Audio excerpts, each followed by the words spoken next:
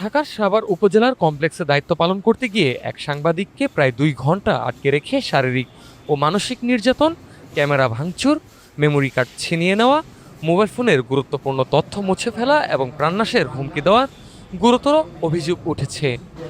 ঘটনাটি নিয়ে স্থানীয় সাংবাদিক মহল ও সচেতন নাগরিকদের মধ্যে ব্যাপক উদ্বেগ সৃষ্টি হয়েছে।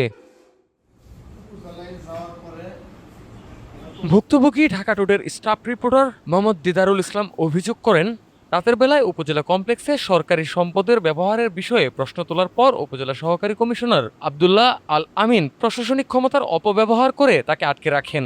এ সময় বহিরাগত ব্যক্তিদের উপস্থিতিতে তার উপর শারীরিক ও মানসিক নির্যাতন চালানো হয় বলেও দাবি করেন তিনি।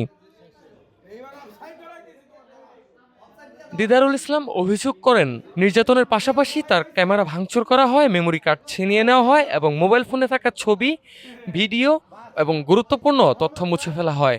এছাড়া জোরপূর্বক একটি মুচলেখায় স্বাক্ষর এবং নির্ধারিত বক্তব্য দিতে বাধ্য করার অভিযোগ করেন তিনি।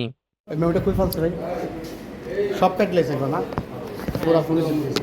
তিনি আরও দাবি করেন, ঘটনাটি প্রকাশ করলে তার বিরুদ্ধে মিথ্যা মামলা দেওয়া হবে এবং প্রাণনাশের হুমকিও দেওয়া হয়। পরে সাভার প্রেস ক্লাবের সভাপতি এবং অন্যান্য সাংবাদিকদের হস্তক্ষেপে তিনি উপজেলা কমপ্লেক্স থেকে বের হতে সক্ষম হন।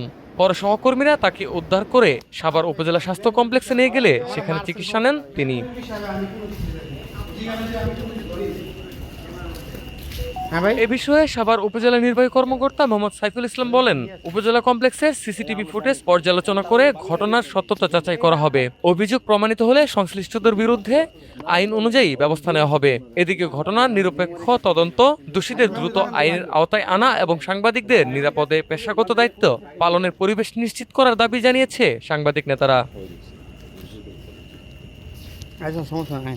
আইডা কি সমস্যা নেই, আমি কই দিতেছি তো তুই করস কে ওই জায়গায় আইসোস ভালো কথা, তুই জানো ওই জায়গায় আমিও আসছি। ভাই আমার তো উপজেলা নাই, রাজনগর আমার উপজেলার পিছন গেট আমার বাসা।